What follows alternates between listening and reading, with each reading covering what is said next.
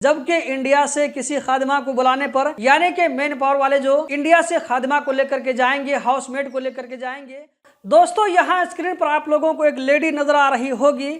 ये जो है एक कतरी लेडी है जिसका नाम यहाँ पर उम्मे नासिर बताया जा रहा है। ये कतर टेलीविजन को इंटरव्यू देते हुए जो कुछ कह रही हैं, लगभग ये 3.25 मिनट की वीडियो है। तो इस इंटरव्यू के अंदर में जो कुछ कहा गया है इसका खुलासा ये है कि कतर में जो बाहर से फीमेल वर्कर को मंगाया जाता है, तो कतर गवर्नमेंट ने लगभग 2 साल पहले हर कंट्री के हिसाब से रेट को फिक्स कर दिया था। तो उसी के बारे में ये लेडी बात करते हुए कहती हैं कि ये जो रेट फिक्स किया हुआ है, आगे मैं आप लोगों को इसी वीडियो में दिखाने वाला हूं कि किस कंट्री से लेडी वर्कर को मंगवाने पर कितना फीस लगता है, कितना कतरी रियाल लगता है। तो वीडियो के साथ में आखिर तक बने रहें। तो ये लेडी कहती है कि कतर गवर्नमेंट की तरफ से जो 2 साल पहले लेडी हाउस वर्कर के बारे में जो रेट को फिक्स किया गया है, इसमें मेन पावर वालों को ज्यादा फायदा नहीं हो रहा है। इसके कहने का मतलब यह है कि इसमें फिर से एक बार जो है नजरसानी करना चाहिए, क्योंकि मेन पावर वाले जो बाहर से लेडी वर्करों को मंगवाते हैं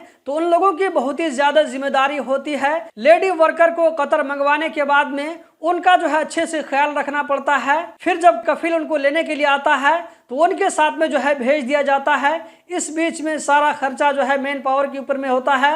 लेडी वर्कर को घर भेजने के बाद में ये भी जिम्मेदारी लेना होता है। एग्रीमेंट में ये बात लिखा होता है, मान करके चलिए कि 6 महीना या ये कि 1 साल या ये कि जो है 3 महीना तक के लिए, तो एग्रीमेंट में जितना पीरियड फिक्स हो जाता है, अगर वो लेडी वर्कर उससे पहले घर छोड़ करके भाग जाती है, पैसा मेन पावर वाले को वापस करना पड़ता है। इससे क्या है कि मेन पावर वाले को बहुत ही ज्यादा नुकसान हो जाता है। तो यहाँ पर इस तरह का रिस्क भी होता है। तो इन सारी चीजों को देखते हुए यहाँ पर कहा जा रहा है कि लेडी वर्करों को मंगवाने में जो फीस तय किया गया है, इसमें जो है फिर से नजरसानी करना चाहिए। अब मैं आप लोगों को यहाँ पर दिखाने वाला हूँ कि किस कंट्री के लेडी वर्कर को मंगवाने में कितना जो है रियाल लगता है।